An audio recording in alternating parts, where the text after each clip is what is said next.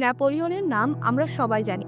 কেউ তাকে বলে মহান জেনারেল, কেউ বলে স্বৈরাচার, কেউ বলে ইতিহাসের সবচেয়ে ভয়ঙ্কর কৌশলী মানুষের একজন। কিন্তু একটা প্রশ্ন খুব কম মানুষই করে, একটা সাধারণ খাটো ও দরিদ্র পরিবারের ছেলে কিভাবে পুরো ইউরোপকে কাঁপিয়ে দিল। নেপোলিয়নের জন্ম হয়েছিল কর্সিকা নামে ছোট একটি দ্বীপে। না রাজ পরিবার, না কোনো বড় ক্ষমতা। ছোটবেলা থেকে সে বুঝে গিয়েছিল শক্তিশালী না হলে মানুষ তোমাকে সম্মান দেয় না। তাই সে সেনাবাহিনীতে যোগ দিল। গণিতে ভালো ছিল, আর্টিলারি শিখল, যুদ্ধের কৌশল শিখল। কিন্তু খুব দ্রুত সে একটি জিনিস বুঝে ফেলল, যুদ্ধ শুধু বন্দুক দিয়ে জেতা যায় না, মানুষের বিশ্বাস নিয়ে জেতা যায়। ফরাসি বিপ্লবের পর দেশ তখন অস্থির। রাজা নেই, রাজনীতি ভাঙ্গা, মানুষ ভয় পায়। আর্থিক এর কেওসের মাঝখানে নেপোলিয়ন উঠে এসেছিল। সে যুদ্ধ করেনি, সে নিজেই ইমেজ বানিয়েছিল। ইতালির যুদ্ধে তার অনেক বড় ক্ষতি হয়েছিল। হাজার সৈন্য মারা গেল, খাবার কম, মনোবল শেষ। বাস্তবে প্রায় সে হারিয়ে যাচ্ছিল। কিন্তু পরের দিন প্যারিসে যে খবর গেল, সেখানে লেখা ছিল নেপোলিয়নের ঐতিহাসিক বিজয়। মানুষ রাস্তায় থেমে উদযাপন করছে। তারা ভাবছে তাদের নেতা অজয়। সেখানে নেপোলিয়ন এক বিপজ্জনক জিনিস আবিষ্কার করল। মানুষ বাস্তব দেখে না, মানুষ যা বলে সেটাই বিশ্বাস করে। তারপর থেকে সে যুদ্ধের চেয়ে বেশি মনোযোগ দিল সংবাদপত্রে। সে একে একে 70টারও বেশি পত্রিকা বন্ধ করে দিল, শুধু কয়েকটা রাখল। আর সেগুলোই তার পুরো নিয়ন্ত্রণে। কি ছাপবে, কি লুকাবে, কার ছবি দেখাবে, কার মৃত্যু গোপন করবে, সব সে ঠিক করত। যখন সে জিতত, খবর বড় করে ছাপা হতো। যখন সে হারত, সে খবর কেউ জানতই না। ধীরে ধীরে পুরো ফ্রান্স একটা মায়ের ভিতরে ঢুকে গেল। তারা বাস্তব নেপোলিয়নকে চিনত না, তারা চিনত খবরের কাগজে বানানো নেপোলিয়নকে। একবার তার জেনারেল তাকে জিজ্ঞেস করেছিল, আমরা এত সৈন্য হারাচ্ছি, তবুও মানুষ আমাদেরকে এত অজয়ভাবে কেন? নেপোলিয়ন শান্তভাবে বলেছিল, কারণ জয় প্রথমে যুদ্ধক্ষেত্রে হয় না, জয় হয় মানুষের মাথায়। এটাই ছিল তার আসল অস্ত্র। সে বুঝেছিল, যদি আপনি মানুষের পারসেপশন নিয়ন্ত্রণ করতে পারেন, তাহলে সত্য লুকানো খুব সহজ।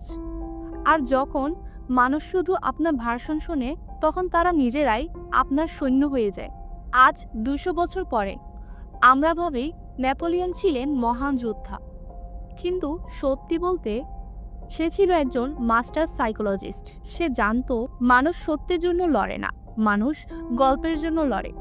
যে মিডিয়া নিয়ন্ত্রণ করে, সে শুধু খবর নিয়ন্ত্রণ করে না, সে মানুষের বিশ্বাসও নিয়ন্ত্রণ করে।